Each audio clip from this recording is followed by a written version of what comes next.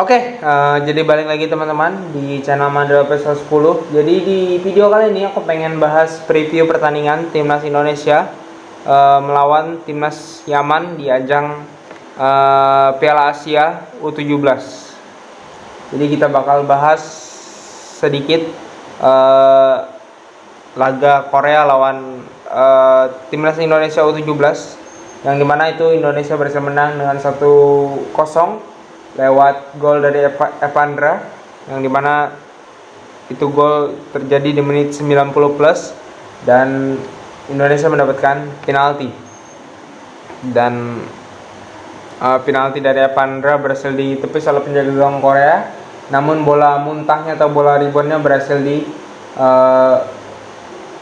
diambil oleh Evandra dan bisa berbuah gol. Dan Indonesia menang 1-0 teman-teman. Dan hasil itu membuat timnas Indonesia saat ini, timnas Indonesia U17 ya, berada di posisi kedua dengan 3 poin. Dan di peringkat pertamanya itu ada timnas Yaman dengan 3 poin juga, namun unggul dari sisi kreativitas golnya, yang dimana Indonesia cuma bisa bikin 1, sedangkan timnas Yaman berhasil bikin 2 gol. Kita bahas sedikit ya ke pertandingannya. Kita tahu buat teman-teman yang nonton ya, pertandingan timnas U17 lawan Korea Selatan, kita tahu timnas Indonesia main 90 menit hampir bertahan dan hanya mengandalkan counter attack. Dan itu menurutku tidak masalah. Selama itu bekerja, selama itu efektif, selama itu tidak melanggar aturan, selama itu masih diperbolehkan, ya sah-sah saja sebuah tim menggunakan strategi untuk bertahan dan melakukan counter attack. Toh berbuah 3 poin, semua orang happy, tidak ada masalah. Yang ada juga sisi positifnya yang perlu kita acungi jempol adalah solidnya lini pertahanan timnas U17, yang dimana itu dipimpin oleh Putu Panji, bermain cukup solid bersama Matthew Baker juga, dan Dapa Arsa juga tampil cukup bagus ya, sang penjaga gawang melakukan beberapa save krusial.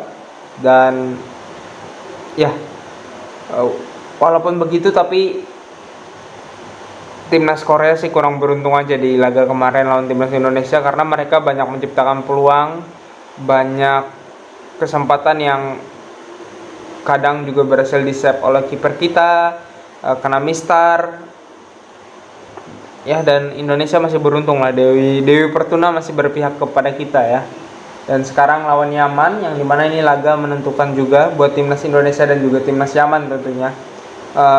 Kalau Indonesia berhasil menang atau seri di sini, itu kayaknya harus menang sih 3 poin, karena Korea juga main lawan Afghanistan, dan Afghanistan kalau berdasarkan keadaan saat ini ya, dan berdasarkan juga gaya main Korea lawan timnas Indonesia, harusnya Korea bisa menang lawan timnas Afghanistan dengan mudah ya, karena gokil Korea main waktu lawan timnas U17 kita tuh, main bagus banget, banyak peluang yang mereka ciptakan, harusnya bisa mengatasi timnas Afghanistan ya. Tapi kita tidak tahu, itu semua berdasarkan data, bukan berdasarkan apa yang terjadi di lapangan.